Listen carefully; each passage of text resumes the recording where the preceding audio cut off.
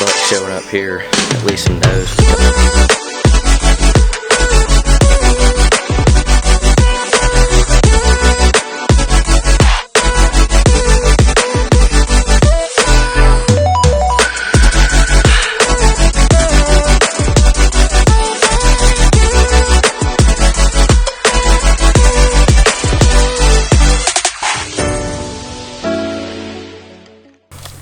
Alrighty y'all, so basically for this setup, what I'm gonna do is I'm gonna try to find a good place to set this camera, and as you can see, it's just overgrown all throughout here, and we're gonna just try to see where we can put this camera.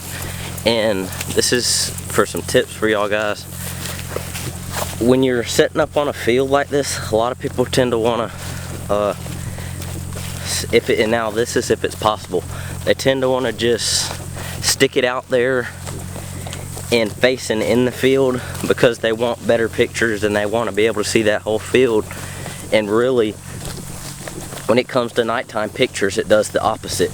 So for that camera to have the best pictures possible at night, you want, golly, there's a trail down here, but you want to be able to have that light bounce back off of something. So instead of setting your cams in the woods, what you want to do is you want to set them either on the edge, in the woods facing out. You want to set them in the field facing towards the woods, or in the woods. And it's fine if you face them out if it's just not an option for you, but just as a good tip for good nighttime pictures, you definitely want to find a background, and a good solid background. So like I'm looking at a cedar tree that we can go look at now that will be a good background for us in this field, that light will bounce off of in the dark. So when that light bounces off of it, you'll get good pictures. And in a sense, it just lights up the whole camera in a better way. Watch out for snakes here. I don't know if we'll be able to hang a camera by this cedar tree, but it'd be a good bet. No. Okay, so I found it. So I found a good tree. Good tree. That's what I'm talking about. So basically, what we're gonna do here, we're gonna set it on this laurel oak right up there, and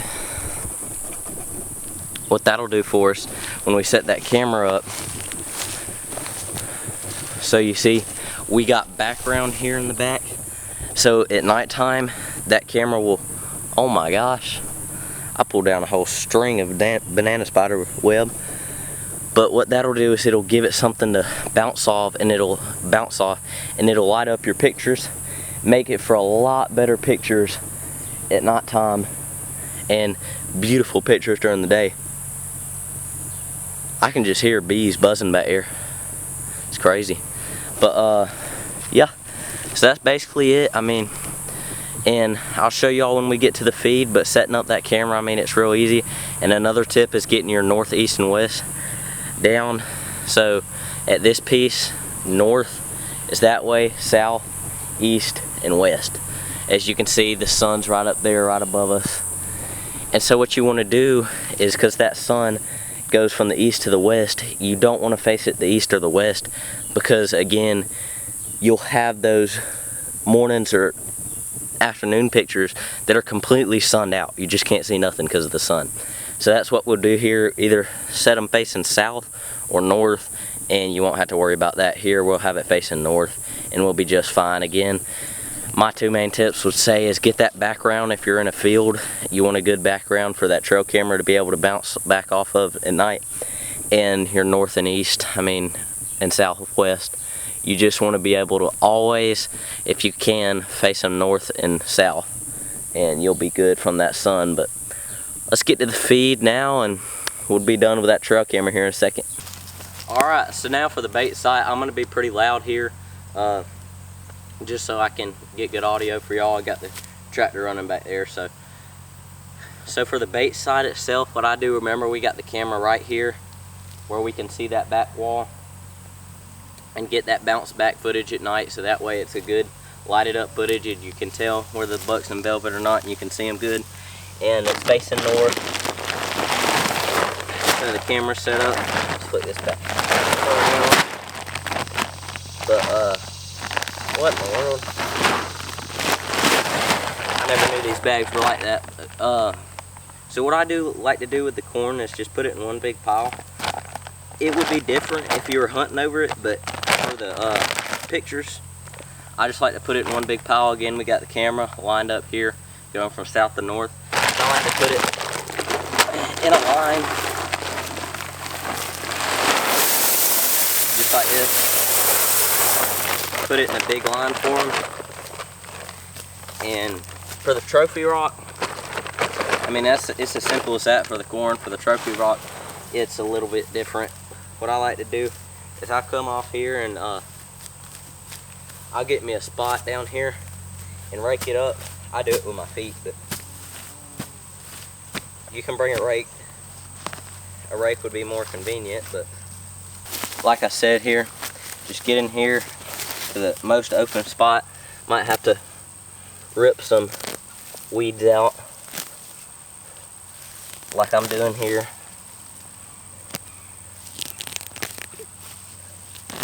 All this bahia grass and whatnot. So we're gonna clear a spot out. Make sure the dirt's showing, because this Trophy Rock 465, it's my favorite to use. But I mean, you may use something else. Trophy Rock does wonders on them. Make sure the dirt's showing, because that's what it's meant for, is to soak in the soil and for the deer to keep hitting it repeatedly, especially when it rains. When it gets in that soil. And so here we got good dirt showing right here. So we got a good pile there. So now I'll grab the trophy rock. Trophy rock, it'd be really nice if you put your bags in something that you didn't need a knife for. Of course, a lot of you guys carry knives. I cannot keep up with one worth of crap. But I mean, we'll try to get this open. To get that open, sorry for the inconvenience. I literally just took a stick and beat it, put a hole in it. Once you get a hole in it, it's easy to rip open. But they put one of them easy pulls on it, like they put the corn and stuff. But now with this, pour it all around that bare dirt and just get it soaked in good, and put a big pile of it, a mountain some would say. A hill, if you would, of this 465. And there you go. I would recommend, again, clearing some more stuff around it so it's not so secluded like it is, but this is just gonna have to work for now. I wouldn't do that, but you need to I'd take a weed eater or something, but this will work for now. So that is how you complete a full camera survey site. The only reason I like to put the trophy rock out with it is, one, for the antlers. Two, if your corn is gone, you at least got this for them to come by and lick it. And let me tell you, they tear this stuff up, and it does wonders on them. Whoa, now Papa's done knocking down trees. But so that's it. I mean, it's really simple, and this costed, let me see, so the corn was about $9 a bag, trophy rock $20. So I mean, that's a $20 bait pile. And it takes you 20 bucks to, if you don't want to feed during the summer and stuff, it takes you 20 bucks to come out here and make you a camera survey, of course, with the cost of the camera. That's depending on you guys, but I mean, easy. It's easy as can be. Just put the work in and you'll get them on camera. Alrighty, y'all. Hope y'all enjoyed that. Hopefully we get some big bucks here. I'll show you some pictures hopefully here soon of you some bucks here. So we'll see y'all. Alrighty, y'all. So you got this trail camera. For the trail camera, we got it here. I'm running these stealth cams, just SD card, not a cell camera. So I actually don't have a machete or anything with me. Well, I had some stuff at the truck, but I forgot it. So you just want to come in here and make sure that there's nothing gonna trigger your camera, because I promise you, especially if you running a cell camera, I'll come back here with the trimmers for this one, but I'll just see if I can get most of this stuff out of the way right here. When you're using a cell camera or whatever, and say you go up to Illinois, which that might not be far for you, but for me, I live in Florida. You should go set up you a cell camera there, and you get 2,000 pictures of a leaf. I promise you ain't gonna be happy. So, and I'm not saying to actually absolutely demolish the place, but definitely in a way get some of these stuff out of here, some of this stuff, because I promise you, you don't want 2,000 pictures of a daggum leaf. And so let's get it set up. So with these stealth cams, they're very easy. I already went through and set the settings at the house. I'm running where I got 30-second in between, and I believe it's a 3-burst picture.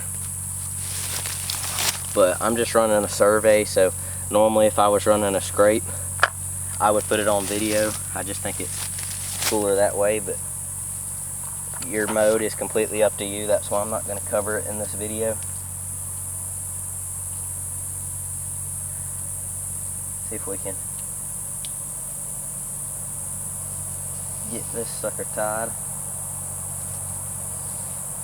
Go ahead and make that tight.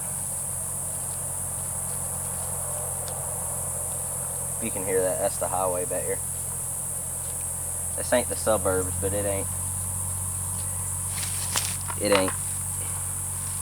the country either. It's just a nice spot we got here out off the highway, right by the dirt road. I'm blessed to have it, that's all I can say. So there we go. I would suggest doing this with a friend, but if you can only do it by yourself like me, then I hear some rattling around in that camera, so let me just make sure SD card's in here. Yeah, that's smart. Look at me. So I just dropped the batteries out of the camera. Alrighty, y'all, sorry for the inconvenience. I've had a wonderful time setting up this camera, but it ain't the camera's fault, it's user error. So once you get that strap down, let me make sure just that's, yeah, there we go. That's good. So what I like to do with these, most people's gonna have them unless you use a camera stick, but with these straps, they just look more appealing for squirrels and stuff to eat, you know, problems you really don't need at the farm. What I like to do is I'll wrap them around the tree, however many times it'll go, and take that loose strap, overlapping, and just girth it under it, just like that, and even under the main strap, just so it's tight. That way you don't have straps hanging down, just like that. And there you go, your camera set up.